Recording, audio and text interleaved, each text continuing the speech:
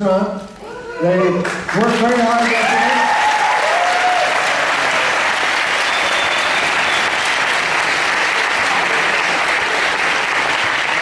And I'd like to remind you that an important part of the gift economy is reciprocation. So if you live in the neighborhood, please visit the restaurant, support them, and maybe you want to go over and help them sometime.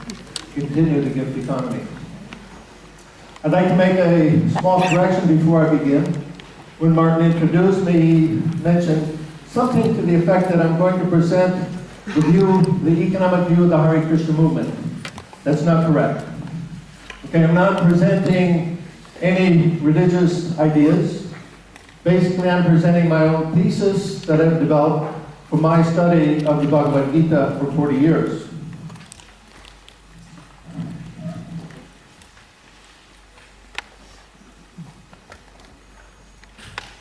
Now, the poet Rumi, maybe some of you have heard of him. Poet Rumi, he had some very interesting things to say. One of which is that perhaps you're looking in the leaves and the branches what can only be found in the roots. Now, economics, it's not a natural science like electricity or physics or chemistry. It's an entirely man-made creation. So we can separate the economic ideas into two parts. What's normally discussed in terms of banking, money, laws, government, and so on. And the other side is human beings. I focus on the other side, the human side, not particularly the consciousness of human beings as a determinator for our economic activity.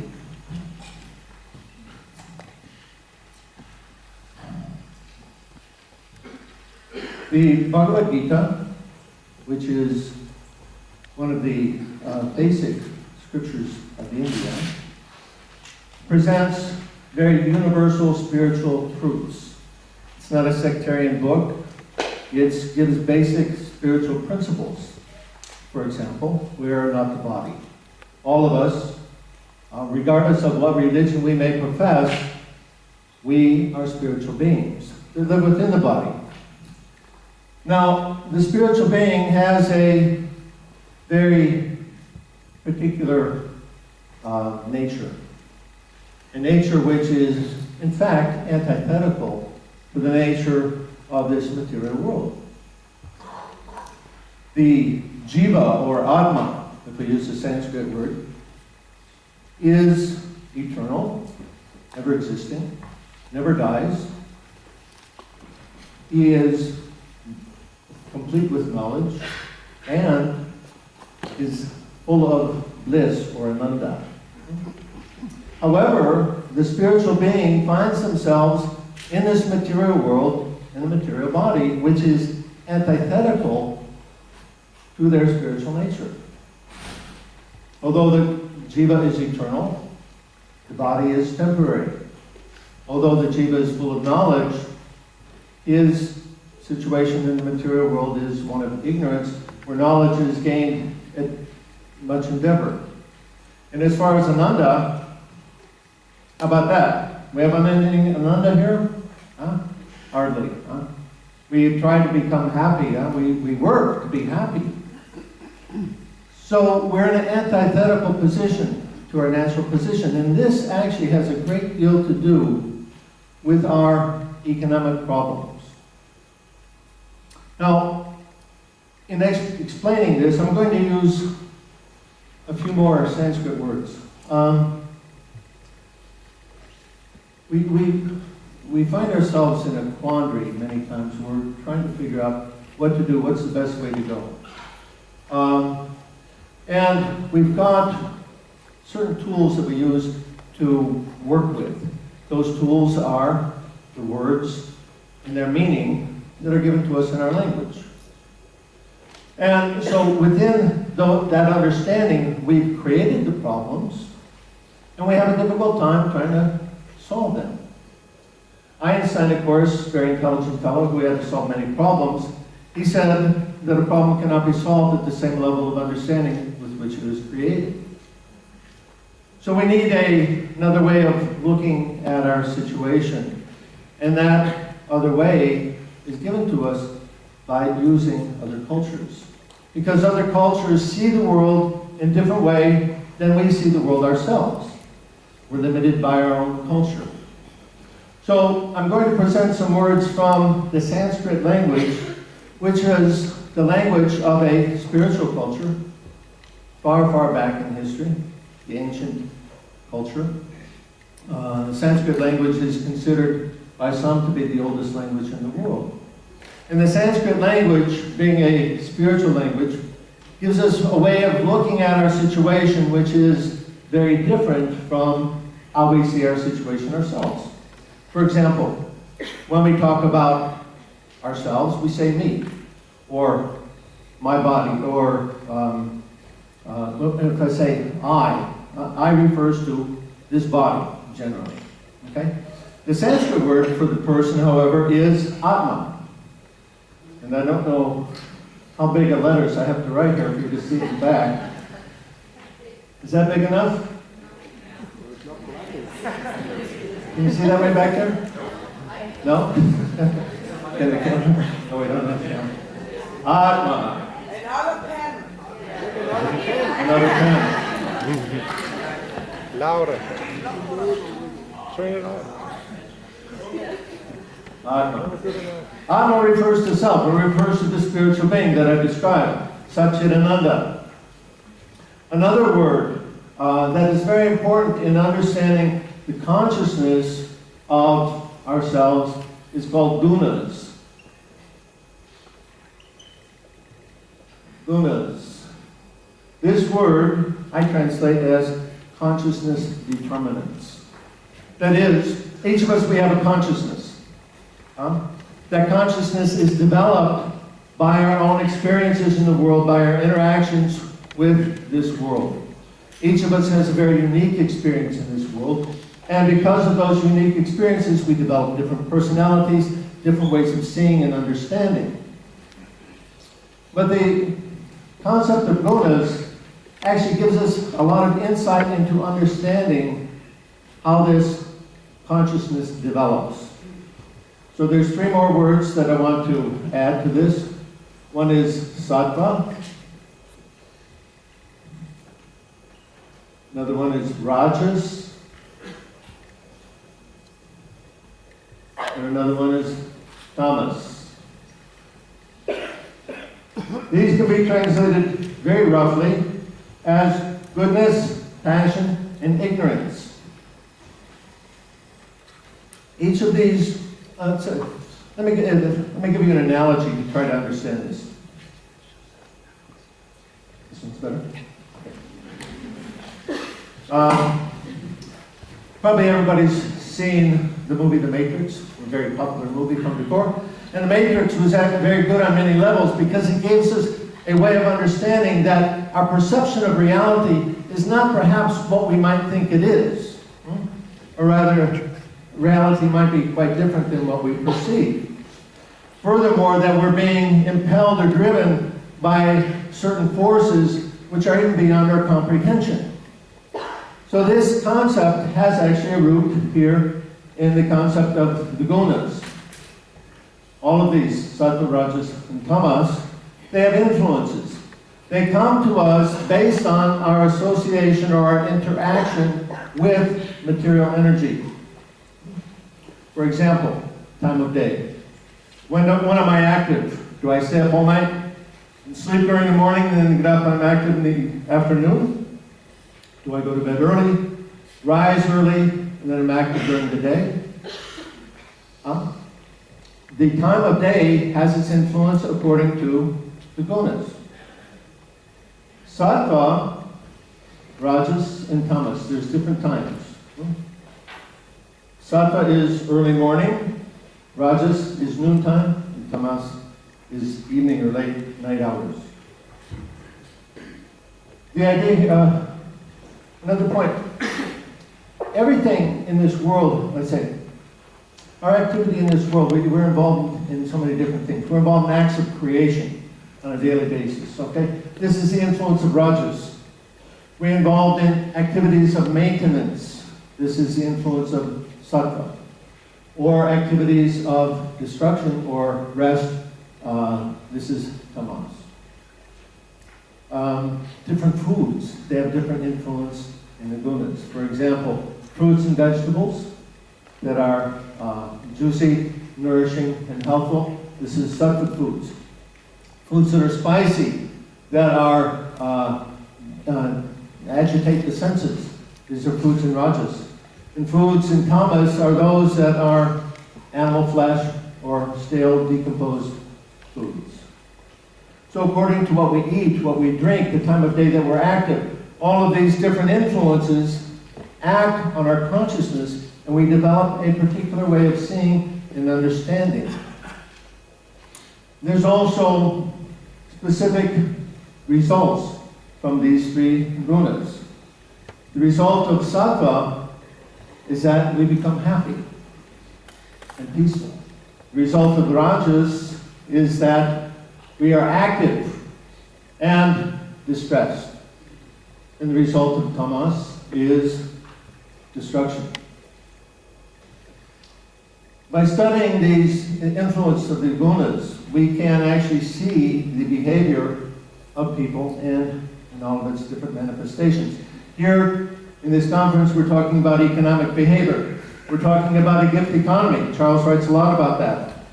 Gift economy, this is indicative of sattva. In order for one to actually even begin to appreciate participation in a gift economy, there must be some quantity, some measure of sattva. Our modern world is characterized by these two modes, rajas and tamas.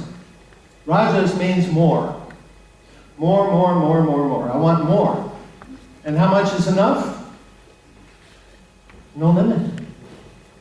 You can have all of it, right? We see. Sometimes they want it all. And tamas, this is the economics of exploitation. What we see increasing in the world today, we hear about the Bangladeshi garment workers who were all crushed in the collapse of that building several weeks back. How not only in Bangladesh, but all over the world, more and more people are being exploited in various different means. This is the influence of tamas. In my book, I trace out the history of the development of economics from sattva to rajas to tamas. As Charles was mentioning earlier, some 1,000 years ago or more, the indigenous cultures, they all practiced the gift economy. This means there was more sattva at that time. But as time has continued, the influence of rajas and tamas is increased, and therefore the quantity of sattva has decreased.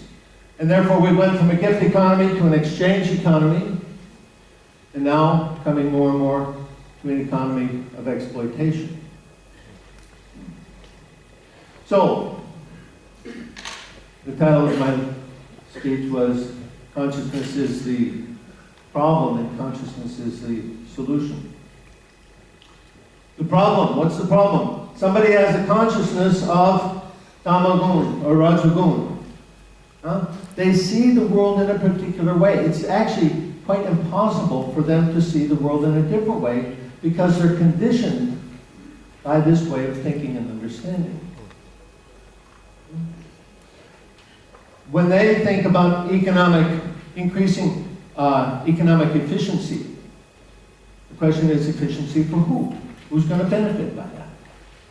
And you've seen, perhaps you've seen the graph, if you chart increase in efficiency over time against the increase of wages, we see that efficiency has gone way up, but wages basically remain fairly stagnant. So economy, it's not just enough to talk about the economy, we have to talk about economy for who? Who is this economy for? Who is it meant for? The present economy, constructed by people with the consciousness of rajagun and tamagun, have set it up in such a way so that They can benefit from the labor of others without people even being aware of it. It's called the capitalist system. There's a certain fraction of people, 1% or maybe the 10% of those, their wealth increases more and more, as at the same time the income of the 90% or 99% stays stagnant. So economy for who? How is this going to change? If we want to change the global economy, what has to happen? We have to, if we want, rather, the economy to work for everyone, there has to be a consciousness of that. This consciousness is prevalent actually only in sattva. In sattva, I have an egalitarian way of seeing things. I see everyone else as equals. In rajas, people see different living beings or people in different bodies in a different way, right? I'll see a person of a different color in a different way than I see myself, or a person in different sex. If I'm male, I see female is differently than me. I don't see the equality. I'm not as equiposed. And in Thomas, then I see people simply as someone to exploit. So, if we want to create an economy that works for everyone, we have to lift up the consciousness. At least the number of, let's say the percentage of people who are participating in the economy, if they lift up their consciousness, then it can shift the balance. Right now, there's a predominance of Rajagun and Tamagun. That's how the world is working. And because they've set it up that way, most people, they don't have much choice other than to figure out how are they going to simply make a go of it in that system. Although they may not like it, they may not appreciate it, they may find so many things wrong with it, but there's not too many alternatives for them.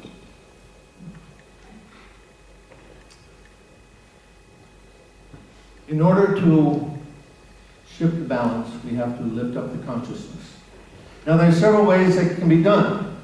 The main idea is that we have to come to sattva. So there's several ways to do that. One is by the food that we eat. As mentioned, flesh foods are tamagun. Most people in the world today, they eat meat several times a day. And the result of that is it keeps the consciousness of tamagun. It also increases the pain and the violence, the suffering in this world, because more than 100,000 animals are slaughtered every minute of every day to satisfy the desire for flesh foods, which we actually don't even need.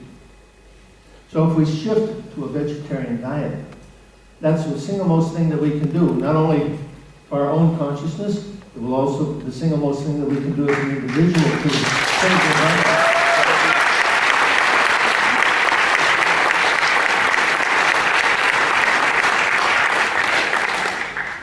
Another thing that we can do is yoga. Hatha yoga is becoming very popular. People who practice Hatha yoga, they find themselves feeling, they have a sense of well-being that they didn't experience before. And they just think perhaps that it's the exercise that it's in itself, but actually what they're doing is experiencing the reaction of sattva. It gives a sense of well-being, a sense of happiness. So simply by engaging in Hatha yoga, one can shift their consciousness higher into sattva. And then the third way is mantra. What we speak goes through the air and can either purify it or pollute it. Perhaps you've seen the work of Dr. Matsuya Emoto, the Japanese fellow. He's taken water and he'll say different words to it. For example, evil. And if you see this picture of the water, and after they say the words and they freeze it and then they take a picture of it. So by saying the word evil, the water comes out all blackish looking and kind of turmoily. Not very, it looks evil. And then the word thank you or love. You look them up on the internet, you'll see. Very interesting because he's showing the connection between consciousness, the words, and the reaction in water. Now remember that our bodies are, what, 80% water? And so when we think those thoughts, when we say those words, it's going to have a reaction in our own body, what to speak of the environment. So mantra, there's different mantras that you can use. I have one friend, he got his PhD thesis in sociology by studying the effect of mantra on these gunas. He developed what he called the Vedic Personality Index, in which he could give a numeric value to a person's gunas, okay, based on their lifestyle. And so he did an experiment. He had a control group who chanted no mantra. Then he had another group who chanted some meaningless mantra, something like things go better with Coca-Cola. And then he had another group chanting the Hare Krishna Maha Mantra. Hare Krishna, Krishna Krishna, Hare Hare, Hare Rama, Rama Rama, Hare Hare. Perhaps you've seen our devotees in the street chanting this mantra. This is called the great mantra, the mantra that purifies the ether. What he showed from his work is that the chanting of the Hare Krishna mantra raised up the consciousness, decreased the tamas, and increased the sattva. So there's other ways that you can do that. Paying attention if you learn how these gunas are working. If you move ourselves from passion and ignorance to goodness, we'll be able to shift the balance. And then, actually, we'll see the change developing in the world. My opinion is that this shift is already going on. We see it with people like you here today. So nice that you've come to hear about some economic alternatives, what we can do to make the world a better place. When I was a young man, in America, things were in great turmoil when I came of age in the 60s. The Vietnam War was going on. There was a lot of social turmoil with between the blacks and whites and other things. And so, like many young people, I was also looking for a way, how am I going to help make the world a better place? So of course I participated in some of the protests and so on. You also, some of you here from Occupy movement, going out there and showing that you don't agree with what's going on. Well, I did that for a while, but I didn't feel really like much was actually coming from it. I happened to get a hold of my spiritual master's books around that time, A.C. Bhaktivedanta Swami. And he writes that, for example, when somebody asked, why is the world polluted? And he said, because your consciousness is polluted. If you want to purify the world, first, you have to purify your consciousness. So, it's not a matter that our politicians, our bankers, us, these people, that they're going to somehow or other see the light and they're going to actually save the day and turn everything around. I don't think that's going to happen. Rather, what's going to make the difference is us. What are we going to do?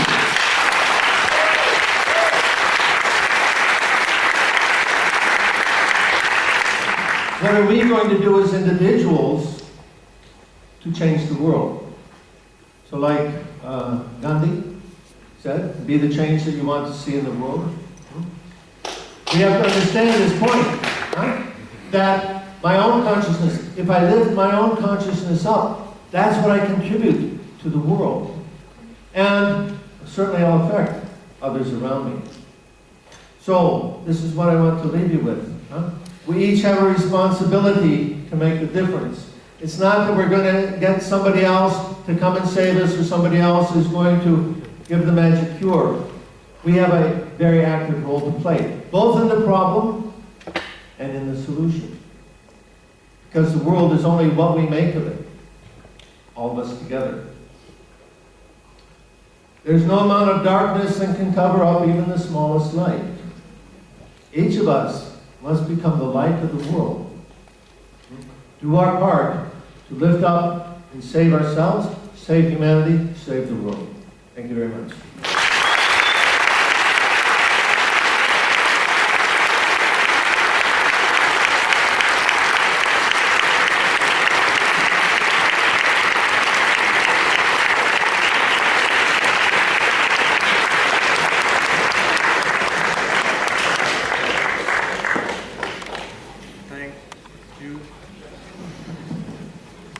Thank you very much, Dhaneswara.